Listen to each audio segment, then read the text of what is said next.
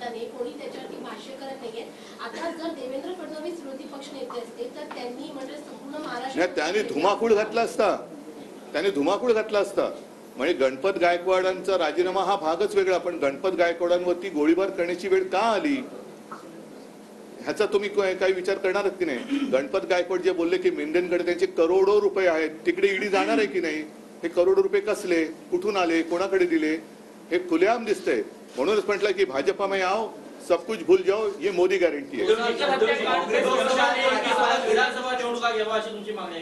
माझं मत आहे की पहिलं महाराष्ट्रामध्ये राष्ट्रपती राजवट लावा आणि ती राष्ट्रपती राजवट सुद्धा जर पुन्हा हेच त्यांचेच कार्यकर्ते जर राज्यपाल म्हणून बसणार असतील तर चंदीगडमध्ये जो प्रकार झाला की त्यांचाच कार्यकर्ता तिकडे निवडणूक अधिकारी म्हणून बसवला आणि अगदी उघड हे आपले सरन्यायाधीश बोलले की हा लोकशाहीचा मुर्दा पडलाय.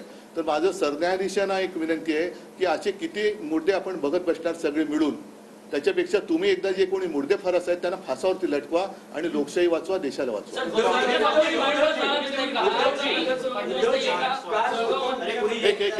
घोसालकर हत्याकांड फडणवीस ने ये कहा कि कल को अगर कोई कुत्ता मेरे गाड़ी के नीचे आ जाएगा फिर भी ये लोग मेरा इस्तीफा मांगेंगे. नहीं, ये क्या कहूँ, कहने के लिए कुछ शब्द नहीं है.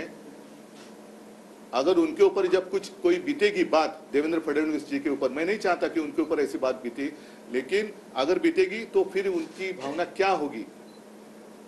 और जो भी गृह मंत्री अपने राज्य में जनता का संरक्षण नहीं कर सकता, कुत्ता तो वफादार होता है, ये तो लोमड़ी के जैसे है.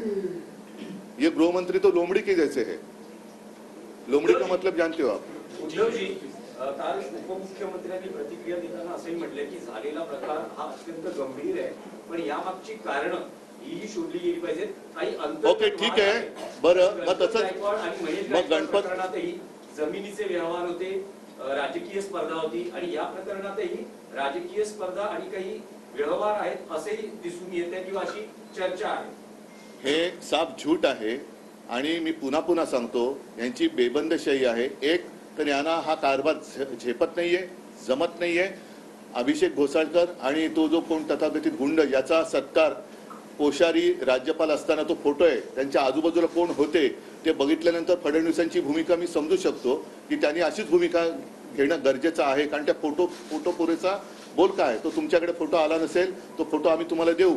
अगदी मोठ्या सन्मानपूर्वक त्या मॉरिसचा सत्कार होतोय आणि बाजूला कोण उभा आहे ते बघा आणि ते बघितल्यानंतर फडणवीसांची भूमिका उलट मग मॉरिस आणि त्यांचे काही धागेदोरे होते का हे आता बघण्याची गरज आहे.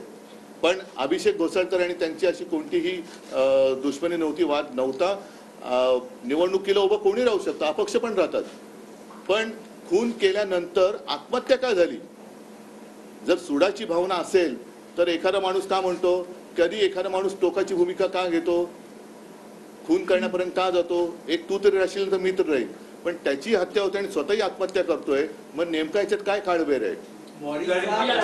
आणि उलट एकच मिनिट, मग तो जो फोटो आहे कोश्यारी त्या मॉरिसचा सत्कार करतात, त्या फोटोत असणाऱ्या सगळ्यांच्या याच्याशी काही धागेदोरे आहेत का ते पण बघा. गाड़ी पर हमला हुआ, क्या उनसे बातचीत हो पाई? नाही काय